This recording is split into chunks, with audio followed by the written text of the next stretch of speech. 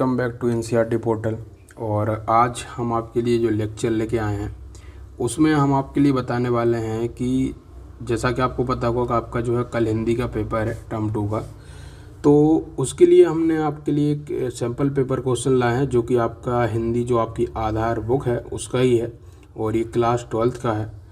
तो यहाँ पे हम आपको बताएंगे कि आपके जो है क्वेश्चन किस तरह से आने वाला है और साथ में हम आपको इसका जो लिंक होगा पीडीएफ का वो भी आपको प्रोवाइड करा देंगे, वहाँ से आप इसको डाउनलोड कर लीजिएगा। साथ में यहाँ पे जो आपके आंसर्स होंगे उसकी भी एक आपको जो आंसर शीट होगी वो भी हम आपको प्रोवाइड करा देंगे जो कि मार्किंग स्कीम के नाम से जानी जाती है। तो उसको देख के आप जो है सारे आंसरों को देख लीजिएगा और उसमें आपको ये भी बताया जाएगा कि आपको आंसर किस तरह से देने हैं। तो देखिए जो आपका पेपर आएगा वो किस इस तरीके से आएगा कि सबसे पहले आपको पूछा जाएगा कि कार्यालय हिंदी और रचनात्मक लेखन, जिसमें कि आपसे जो दिया जाएगा उसमें आपको 3 शीर्षक यहाँ पे दिए गए हैं, जैसे कि प्रातःकाल, योग करते लोग, दुर्घटना से देर भली और जिन्हें जल्दी थी वे चले गए। तो इस तरह से कोई भी आपको आर्टिकल लिखने को आ सकता है जो कि आपको 200 शब्दों में लिखना होगा। जैसा कि मैंने आपसे कहा इसका जो आंसर होंगे वो आपको प्रोवाइड हो जाएंगे मार्किंग स्कीम के रूप में, वो भी आप डाउनलोड कर लीजिएगा। उसके अलावा जो आपका जैसा प्रश्न क्वेश्चन आपका 2 है वो इस तरह से आ सकता है कि यहाँ पे जो मेन है कि जैसे हम पढ़ लेते हैं कि अपने क्षेत्र के मुख्य चिकित्सा अधिकारी उनके चिकित्सकों और सहायकों कर्मचारियों को कोरोना काल में उनके द्वारा किए गए कार्यों की प्रशंसा और सराहना करते हुए पत्र लिखिए। तो पत्र लिखने को आपको आ सकता है। साथ में आपसे एक और बात कहना चाहूँगा कि देखिए जैसे कि आपको पता हो जो कोरोना काल था वो बहुत ही हमारा एक विकट स्थिति निकली हुई है।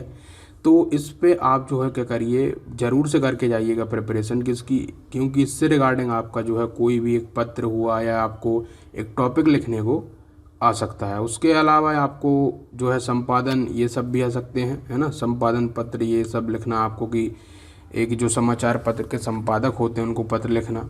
तो पत्र लिखने के ऊपर भी आपको वीडियोस मिल जाएंगी और एक बार वो भी आप देख लीजिएगा। कुछ आपके जो हैं इस तरह से आएंगे जो कि रचनात्मक लेखन के ऊपर है कि भाई कहानी वगैरह क्या होती है उसकी परिभाषा बताना होगा, नाटक ये जो है क्या होते हैं, है ना।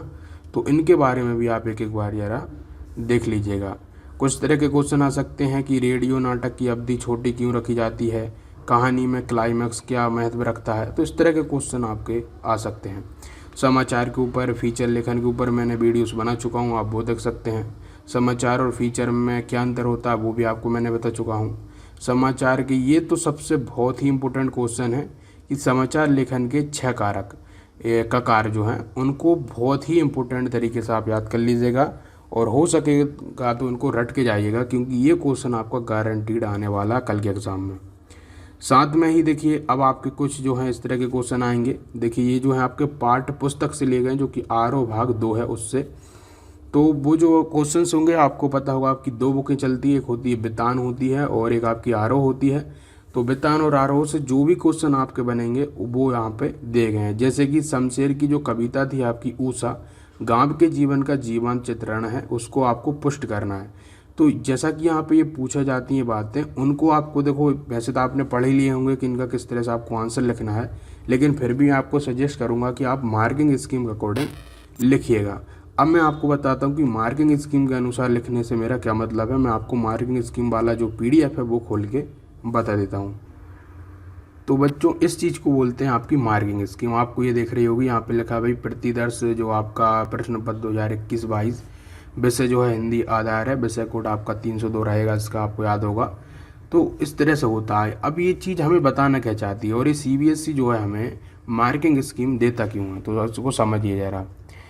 इसको देने का इनका सबसे पीछे का जो इसका महत्वपूर्ण कारण है वो ये है कि देखिए यहाँ पे आपको ये बताते, जैसे आपका प्रश्न 1 था और वो प्रश्न जो पहला था वो किसके ऊपर क्या था भाई कि किसी एक विषय पे आपको क्या लिखना था, लगभग 150 या जो 200 शब्दों में आपको एक रचनात्मक लेख लिखना था। तो रचनात्मक जब आप लेख लिखना शुरू करेंगे तो आप जब उसमें एक भूमिका दोगे उसकी तो उसका 1 अंक मिलेगा आपको। विषय वस्तु आप जब उसकी बताओगे तो उसके 3 अंक रहेंगे और जो आपकी भाषा होगी उसका 1 अंक रहेगा। अब भाषा का मतलब ये हो सकता है कि आप किस तरीके की भाषा यूज़ कर रहे हो, उसमें जो आपकी व्याकरण जो भी आपकी त्रुटियाँ होती है वो यदि कम होती हैं तो इस तरह की चीज़ें यदि आपकी कम रहेंगी तो क्या होगा, वहाँ पे आपको पूरा पूरा 1 नंबर आपको मिल जाएगा। यदि आपकी भाषा सही नहीं रहेगी या आप उसमें जो है गलतियाँ करोगे तो आपका 1 नंबर वहाँ पे काट लिया जाएगा। तो इस तरह से ये होती है आपकी क्या मार्किंग स्कीम। तो उसी तरीके से आप यहाँ पे देखोगे कि भाई 2 में से किसी एक विषय पर आपको जो है पत्र लिखना था, आपने भी देखा था, तो उसमें भी आपको ध्यान रखना है। क्या क्या ध्यान रखना है कि जब आप पत्र लिखेंगे तो जो आरंभ और अंत होगा उसका औपचारिकताएं आप क्या क्या शो कर रहे हो वहाँ पे, है ना। कैसे औपचारिकता शो होती है, जैसे कि आप बोलते हो कि भाई सेवा में श्रीमान करके, या फिर आप जो है उसकी शुरुआत करते हो और लास्ट में आप उसको धन्यवाद देते हो। तो वो जो औपचारिकता होती है यदि आप वो यूज़ नहीं करेंगे तो आपका 1 मार्क यहाँ से कट कर लिया जाएगा। तो ये चीज़ें भी आपको ध्यान में रखते हुए चलनी है। साथ में ही आपको जो उसका विषय वस्तु है वो भी बहुत सही लिखना है, और उसी का आपको देखिए सबसे ज़्यादा अंक मिल रहा है, 3 अंक मिल रहे हैं इसके। और लास्ट में जो है उसको भाषा आपकी क्या होनी चाहिए, वहाँ पे सही होनी चाहिए, व्याकरण आपकी जो त्रुटियाँ हैं वो नहीं होनी चाहिए। उसके अलावा आपसे क्वेश्चन एक और था कि भाई कहानी जो है क्या क्या होती है और इस तरह का था। तो इसका देखिए इन्होंने आंसर बिल्कुल सीधा और स्पष्ट दिया, और इसी तरह का आंसर जो है आपसे मांगती है CBSE। तो जैसा कि इन्होंने लिखा है भाई कि कहानी गद्य साहित्य की वह सबसे अधिक रोचक एवं लोकप्रिय विधा है जो जीवन के किसी विशेष पक्ष का मार्मिक, भावनात्मक और कलात्मक जो है वर्णन करती है। तो बिल्कुल इन्होंने कोई भी जो है फैलाया नहीं है इसको, जो है आंसर को आप देखोगे जो जो बातें ज़रूरी थी वो लिखी हैं। उसके अलावा इन्होंने लिखा कि भाई हिंदी गद्य की वह विधा है जिसमें लेखक किसी घटना, पात्र अथवा समस्या का क्रमबद्ध ब्यौरा देता है, जिसे पढ़कर एक संबंध जो है आपका प्रभाव उत्पन्न होता है, उसे कहानी कहते हैं। बिल्कुल सिंपल लिखा है। यहाँ पे आपको पता होगा कि जो आपके कहानी होती है उसके अंग अंग होते हैं अलग अलग। तो जैसे कि उसमें होता है आपका भाई कथा वस्तु, चरित्र चित्रण, कथोपकथन, देश काल, भाषा शैली, उद्देश्य, ये सब। और मैं आपसे ये आशा करता हूँ कि ये सब आपने स्कूल में जो है ज़रूर पढ़ लिए होंगे या इनके आपके पास नोट्स ज़रूर होंगे। यदि आपने ये नहीं पढ़े हैं तो मैं आपसे यही कहूँगा भाई इसको जो है याद कर लो, क्योंकि जो CBSE का सैम्पल पेपर होता है उसमें से जो है कई ऐसे क्वेश्चंस होते हैं जो सीधे सीधे आपको मिल जाएंगे। तो जो हम यहाँ पे आपको क्वेश्चंस बता रहे हैं उनको एकदम रट के जाइएगा आप, और आपको जो है पूरे आपका ये जो समय है वो आपके लिए है। उसके अलावा आपसे एक और क्वेश्चन था अथवा में, तो वो क्वेश्चन आप देख लीजिएगा। जैसा उसको इन्होंने आंसर दिया है कि अभिनय किसी अभिनेता या अभिनेत्री के द्वारा किए जाने वाला वह कार्य है जिसके द्वारा वे किसी कथा को दर्शाते हैं। इसमें क्या लिखा है इसमें कि साधारणतः किसी पात्र के माध्यम से। तो इसमें क्वेश्चन था कि अभिनय वगैरह क्या होता है। तो आप सभी जानते हो ये तो नॉर्मल सी चीज़ है, जो अभिनेता होते हैं अभिनेत्री होते हैं वो क्या करते हैं, अभिनय करते हैं। तो यहाँ पे ये जो चीज़ें आपसे पूछी जा रही हैं उसका उद्देश्य आप उसको समझना पड़ेगा। जो भी यहाँ पे चीज़ें पूछी जा रही है वो आपके सीधे सीधे जीवन से जुड़ी हुई चीज़ें हैं। ऐसा नहीं है कि आपसे ऐसी चीज़ें पूछ रहे हो कि जो आपका जो एक किताबी जो ज्ञान होता है उसमें छुपा हो।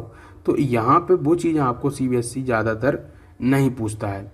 तो इसलिए आप जो है ज़्यादा से ज़्यादा कोशिश ये करिएगा कि जो जो चीज़ें आप ऐसा देखते हो कि जो प्रैक्टिकल हैं उनको आप बटोरने की कोशिश ज़रूर कीजिएगा। फिर आपका जो है मैंने आपसे बताया था कि कुछ क्वेश्चंस थे जो कि आपके रचनात्मक लेखन पे थे, कुछ आपके कार्यकाली जो हिंदी होती है उसके ऊपर थे। तो उसमें ही से जैसा कि आपका भाई समाचार वगैरह था कि समाचार की शैली क्या है या क्या होता है। तो आपको तो ये पता होगा कि जो समाचार लिखा जाता है उसमें उल्टा पिरामिड शैली का उपयोग किया जाता है। इसमें इंट्रो, बॉडी और समापन वगैरह होता है। तो ये जो चीज़ें इन्होंने जैसी की तैसी लिखी हैं वैसी आपको वहाँ पे आंसर में भी लिखना है, तभी आपको यहाँ पे जो आंसर्स के जो आपका मार्क रहेंगे वो मिलेंगे। फीचर लेखन यहाँ पे पूछा आपसे, देखिए तो इसको भी हम पढ़ ही लेते हैं। तो बोल रहे हैं भाई फीचर जो है लेखन किसी कहानी, उपन्यास की तरह कुछ बिंदुओं पर आधारित होता है। इसमें जो है आपका आरंभ, मध्य, चरम, समापन, भाषा शैली, नेता तथा निष्कर्ष वगैरह होता है। और फीचर लेखन का आरंभ किसी घटना, यात्रा आदि पर आधारित होता है। आरंभ में जो है पाठक को कुछ ऐसी घटना का जिक्र करना चाहिए जिससे जो है क्या हो, पूरा लेख पढ़ने की जो उत्सुकता हो, जो क्यूरियोसिटी हो वो आपकी बढ़े। तो इसे हम बोलते हैं आपका क्या, फीचर लेखन। और ये आपको जो है पता भी होगा, जैसे मैंने इस पर वीडियो बना चुका हूँ। उसके अलावा यहाँ पे समाचार और फीचर लेखन में क्या अंतर होता है उसके ऊपर भी एक क्वेश्चन है, उसको भी हम देख ही लेते हैं। तो क्वेश्चन जो था आपको यही था कि समाचार और फीचर में आपको डिफरेंस बतानी थी। मैं इसका आंसर आपको सिंपल वे में बता देता हूँ। तो उन्होंने लिखा भाई कि जो समाचार और फीचर में प्रमुख जो अंतर है वो है भाई प्रस्तुतिकरण की शैली और विषय वस्तु का मात्रा का होता है। अब यहाँ पे आपको एक बात समझनी पड़ेगी कि समाचार में क्या होता है, उल्टा पिरामिड शैली लिखी जाती है और किसी जो है आपके विषय पे अथवा घटना को क्या करते हैं, ये संक्षिप्त रूप में प्रस्तुत करते हैं। वहीं फीचर में क्या होता है, उस समाचार को विस्तार से प्रस्तुत किया जाता है और इस तरह से किया जाता है कि वहाँ पे पढ़ने वाले को जो है क्या हो, क्यूरियोसिटी जो है उसकी बढ़ती रहे। एक और क्वेश्चन था आपका कि भाई समाचार के आपको जो है जो 6 ककार हैं उनको याद करना है। तो इस क्वेश्चन को जैसे मैंने आपसे कहा रट लीजिएगा, इसका आंसर आप देख लीजिए एक बार। तो 4 ककार तो होते हैं भाई कि क्या, कब, कौन और कहाँ। ये मुख्यतः जो है आपके समाचार लिखने में जो लेखक होता है उसके दिमाग में ये बातें चलनी चाहिए कि क्या चीज़ हुई, कब हुई, कौन था और कहाँ हुई, ये चीज़ें होती हैं। उसके अलावा जो अंतिम 2 होते हैं वो होते हैं क्यों और कैसे हुई। तो ये जो 6 ककार हैं वो आपको याद करके रखने हैं। हम आगे बढ़ते हैं। अब हमसे जो है क्वेश्चन पूछा गया था कि जैसा कि क्वेश्चन क्या था, हम एक बार क्वेश्चन को देख लेते हैं, फिर उसके बाद जो है आंसर को कंटिन्यू कर। तो जैसा कि क्वेश्चन है यहाँ पे आपको दिख रहा होगा कि शमशेर की कविता ऊषा जो था गांव के जीवन का जो है जीवंत चित्रण है, पुष्ट करना था इसको। तो ये देखिए उन्होंने कैसे पुष्ट किया है, हम एक बार देख लेते हैं। तो यहाँ पे जो पुष्ट इसको किया गया है वो ये देखिए इस तरीके से कि राख पे लीपा हुआ चौका, बहुत काली सिल, स्लेट पर या लाल खड़िया, चाक मलना, किसी की गौर झिलमिल, देह का हिलना। तो ये जो चीज़ आपका लिख दोगे आप, तो इसी का आपको 3 मार्क जो होंगे मिल जाएंगे और यही आपसे वो पूछ रहा है ना। जो शमशेर जो उन्होंने ऊषा कविता लिखी है इसको आपको यहाँ पे पुष्ट करना था। पुष्ट करने का मतलब होता है कि उसका जो है आपको यहाँ पे कुछ जो लाइनें हैं वो सब यहाँ पे लिखनी होती हैं। अब आपसे अगला क्वेश्चन भी देखते हैं क्या पूछा गया था। और वैसे तो देखिए हम सारे क्वेश्चन यहाँ पे डिस्कस नहीं करेंगे क्योंकि आपको पता है कि ये सब क्वेश्चन आप खुद भी कर सकते हो। बट यहाँ पे हमारा जो मेन उद्देश्य ये था कि आपको ये बताना कि आपको आंसर किस तरह से लिखना है और कौन कौन से क्वेश्चंस हैं जो कि आपके जो हैं आ सकते हैं।